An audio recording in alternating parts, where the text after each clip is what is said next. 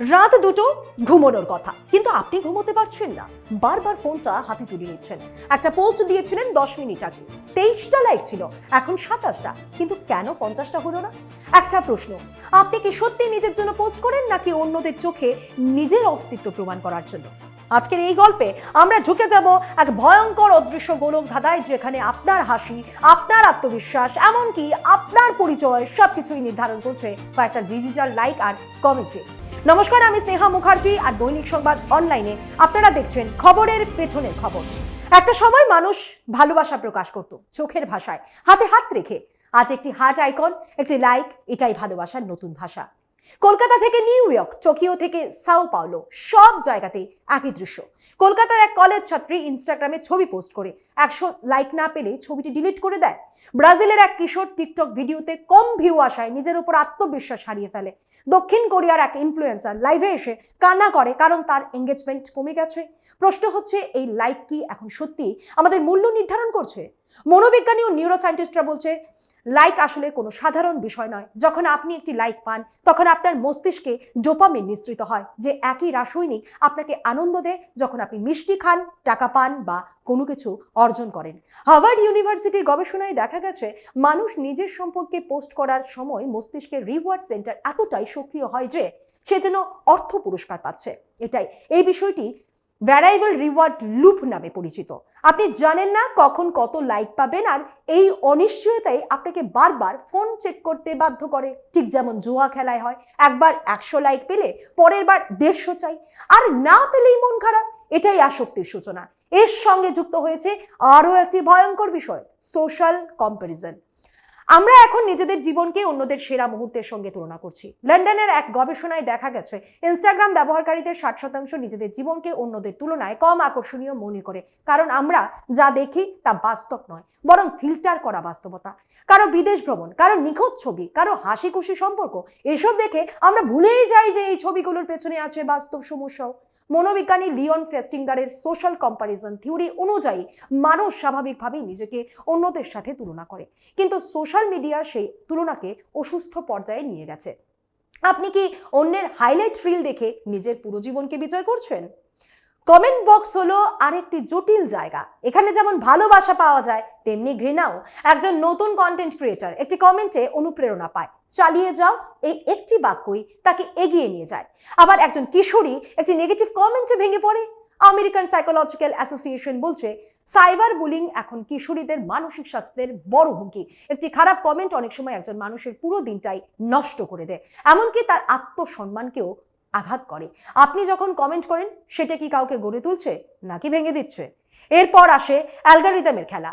আপনি যা দেখছেন তা কি সত্যিই আপনার পছন্দে আসছে, না সোশ্যাল মিডিয়ার অ্যালগরিদম এমনভাবে তৈরি যাতে আপনি যত বেশি সময় অ্যাপে থাকবেন, যেসব পোস্টে বেশি লাইক, বেশি কমেন্ট, সেগুলি বেশি দেখানো হয়। ফলে মানুষ এমন কন্টেন্ট তৈরি করতে শুরু করে যা বেশি প্রতিক্রিয়া তৈরি করবে, হোক সেটা বিতর্কিত, উত্তেজক বা বিভাজনমূলক। কারণ নেগেটিভ আবেগ দ্রুত ছড়ায়। আপনি কি কখনো ভেবেছেন আপনার রাগ বা উত্তেজনাকে কেউ ব্যবহার করছে? আজকের দিনে লাইক শুধু আবেগ নয়, এটি অর্থনীতির অংশ। ইনফ্লুয়েন্সাররা তাদের লাইক ও ফলোয়ারের ভিত্তিতে আয় করে। অনেকেই ফেক লাইক বা কমেন্ট কিনে নিজেদের জনপ্রিয়তা দেখায়। এটি ভ্যালিডেশন ইকোনমি, যেখানে মানুষের আত্মসম্মানও একটি পণ্যে পরিণত হয়েছে। কিন্তু এর সবচেয়ে বড় প্রভাব পড়ছে শিশুদের উপর। 13 বছরের একটি বাচ্চা তার প্রোফাইল পিকচারে কম লাইক পেলে ভাবে সে কি কম সুন্দর? ইউনিসেফের রিপোর্ট বলছে, সোশ্যাল মিডিয়ার চাপ কিশোরদের মধ্যে উদ্বেগ ও বিষণ্ণতা বাড়াচ্ছে। আমরা কি আমাদের ভবিষ্যৎ প্রজন্মকে একটি ভার্চুয়াল মঞ্চে দাঁড় করিয়ে বিচার করছি? তবে সবকিছুই নেতিবাচক নয়। সোশ্যাল মিডিয়া অনেক সময় মানুষের কণ্ঠকে শক্তিশালী করছে। মি টু এর মতো আন্দোলন দেখিয়েছে লাইক শেয়ার কিভাবে সামাজিক পরিবর্তনের হাতিয়ার হতে পারে। একজন একাকী মানুষ একটি কমেন্টে বুঝতে পারে সে একা নয়, প্রযুক্তি খারাপ নয়, বরং এর ব্যবহারটাই আসল। এবার আপনাদের আমরা সোশ্যাল মিডিয়ার 8টি এমন বিষয়ের কথা বলবো যেগুলি মেনে চললে আপনার জীবন বদলে যেতে পারে। প্রথমত, ফোমো বা ফিয়ার অফ মিসিং আউট। এটা আজকের প্রজন্মের সবচেয়ে বড় মানসিক ফাঁদগুলোর একটি। যখন কেউ দেখে তার বন্ধুরা কোথাও ঘুরতে গেছে, পার্টি করছে বা কোনো কেউ এক্সাইটিং কিছু করছে, তখন তার মনেই হয়, আমি কি কিছু মিস করে ফেলেছি? এই অনুভূতি মানুষকে আরো বেশি সোশ্যাল মিডিয়ায় আসক্তি করে তোলে, কারণ সে সবসময় আপডেট থাকতে চায়। কিন্তু বাস্তবে এই ফোমো মানুষকে নিজের জীবন থেকে অসন্তুষ্ট করে তোলে। দ্বিতীয়ত, ফ্যান্টম ভাইব্রেশন সিনড্রোম। অনেক সময় আপনি অনুভব করেন আপনার ফোন ভাইব্রেট করছে বা নোটিফিকেশন এসেছে, কিন্তু আসলে কিছুই আসেনি। এটি একটি প্রমাণ যে সোশ্যাল মিডিয়া আমাদের মস্তিষ্ককে কতটা কন্ডিশনড করে ফেলেছে। আমরা এতটাই অভ্যস্ত হয়ে গেছি নোটিফিকেশনের অপেক্ষায় যে আমাদের শরীরও সেটার ভ্রম তৈরি করে। তৃতীয়ত, ঘুমের উপর প্রভাব।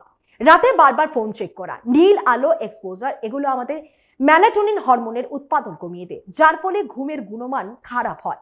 দীর্ঘমেয়াদী এই এংজাইটি, ডিপ্রেশন, এমনকি মেমোরি প্রবলেমও তৈরি করতে পারে। অর্থাৎ একটি লাইক পাওয়ার তাড়নায় আমরা আমাদের শরীরের মৌলিক চাহিদাকেও অবহেলা করছি। চতুর্থত, সেলফ ব্র্যান্ডিং প্রেশার।